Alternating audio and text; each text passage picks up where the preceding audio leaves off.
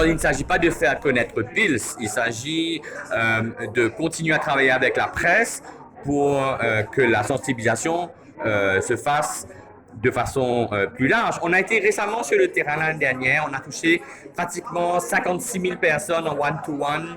On a été extrêmement surpris du faible taux de connaissance, en fait, des associations qui travaillent sur cette question-là, mais surtout la connaissance par rapport au VIH, aux infections sexuellement transmissibles, à l'hépatite C et aux autres problèmes comme la toxicomanie intraveineuse, le niveau de connaissance était très très faible.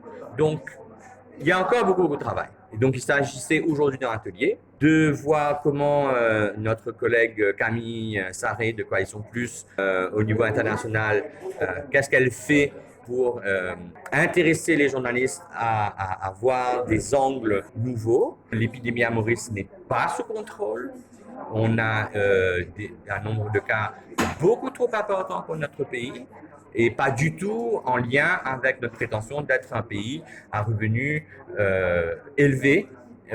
Et donc, il y a beaucoup de choses à faire pour inverser la tendance. Et ce travail-là, c'est pas juste PILS qui peut le faire, ce sont aussi les médias.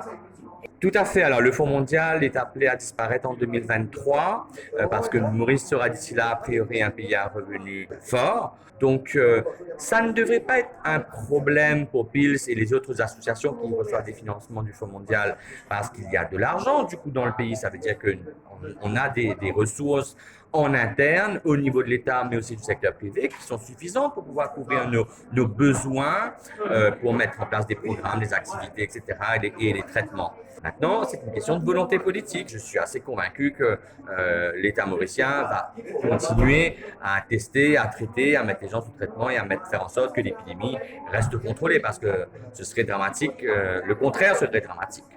Oui, l'épidémie à VIH fait toujours ressortir de nombreux tabous, est en lien avec plein de sujets sensibles. Évidemment, la sexualité, c'est toujours très difficile d'en parler publiquement comme doivent le faire les journalistes. Et il est vrai qu'on parle de VIH depuis 30 ans, que il y a une sorte de fatigue, que la société ne veut plus en entendre parler, mais il ne faut pas lâcher les bras. En fait, c'est indispensable de continuer à s'informer parce que l'épidémie est toujours là, l'épidémie évolue, les nouvelles générations arrivent, on a encore des nouveaux enjeux, des nouveaux défis politiques, sociaux à relever ensemble. Et donc nous, dans notre réseau international Coalition Plus, dont PILS fait partie, on travaille énormément pour les communautés les plus touchées par l'épidémie, qui sont des communautés discriminées, stigmatisées, qui se retrouvent du coup éloignées du soin et liées au dépistage, comme les usagers de drogue par exemple à Maurice. Mais il y a beaucoup de personnes dans ces populations-là qui prennent en main leur santé et qui cherchent aussi à mobiliser leur communauté pour avoir un meilleur dépistage, pour les amener aux soins.